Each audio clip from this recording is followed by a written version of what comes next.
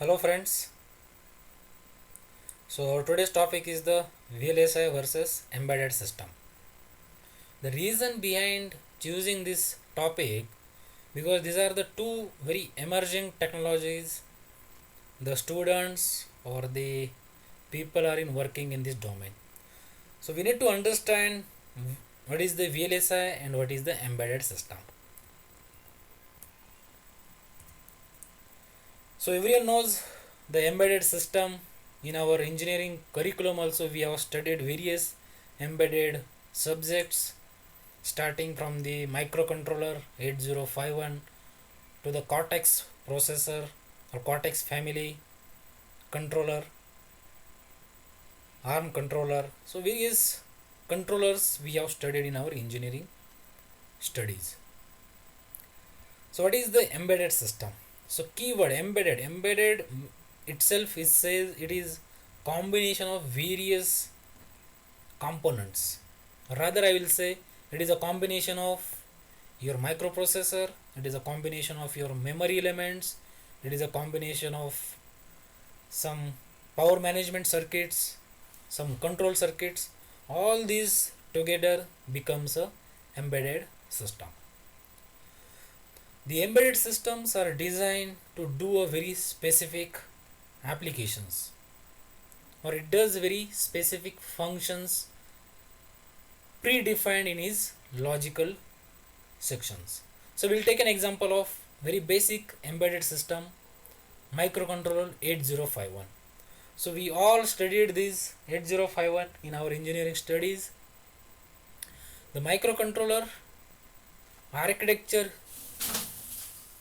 says that the internal architecture of controller is having some registers, having some memory element, it has an internal RAM, it has internal ROM, it has internal ALU.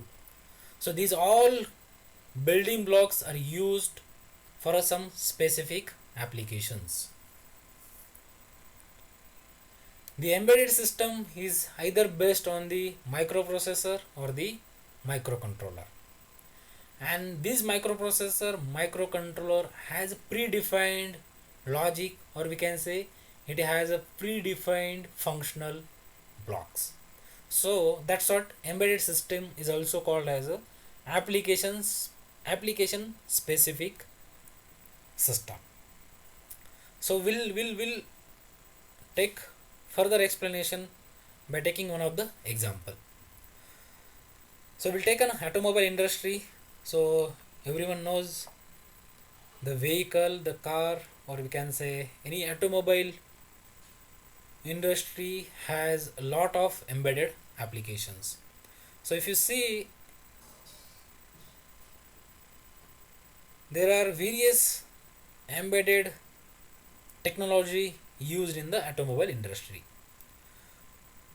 So for example, there are some rain sensors, then power window sensors, LED brake light, backup sensing, ignition, engine ignition, information navigation, GPS, headlight control. So all these are very application specific tasks and it is executed by using embedded system. So to control all these activities or to control all these features at the back end, a microprocessor or a microcontroller is there. So simply we can say an embedded system is a system who does a very specific applications or a very specific task. Now how we can compare the embedded system with the VLSI system? So before comparing it, let us try to understand the VLSI system. So VLSI system is something like a real-time signal processing. It is a user-defined logic. The VLSI technology is much faster than the embedded system. It is adaptive architecture. Why it is adaptive architecture? Because at any point of time we can modify the logic we can modify our functionalities by keeping the same hardware. So for example, if you take an example of microcontroller 8051, it has some limitations. We cannot go beyond its limitation. So for further enhancement or for further future applications, we have to move with its upgraded microcontroller version like PIC controller, ARM controller, or AVR. So these are the various categories defined for various applications. But this is not the case of VLSI. In VLSI, let us say we have one FPGA and we are designing various applications. So in a same single FPGA, we can design a controller 8051 functionality. Even you can modify same functionality to modify it to PIC control functionality, even though we can modify it for the ARM controller. So this is the major difference between VLSI and the embedded system. So embedded, as we said, it is a application specific, it is dedicated to particular applications, but VLSI is adaptive. It can be modified as per the user. Now in today's technology, the artificial intelligence plays a very important role, where the artificial intelligence algorithms running at the back end, they are capturing the real time data, analyze it and make the decision. So to run this artificial intelligence, we need a VLSI technology that runs on a real time platform, and that is keep changing in every day, or we can say in every second. VLSI is very important as a R&D perspective, because the future 3 years, 4 years, 5 years technology designing we are doing today by using the VLSI techniques. So how we are designing these future products using VLSI? Let us take an example of robotics. To simulate the robotics, to simulate the robotic functionality, to simulate the artificial intelligence algorithms, that all the simulations are done using this VLSI technology before launching any product. So this VLSI technology plays a very important role in the product design cycle. To design any product, we need to first validate, analyze and freeze the design. So during that phase, the VLSI technology is used to validate our design.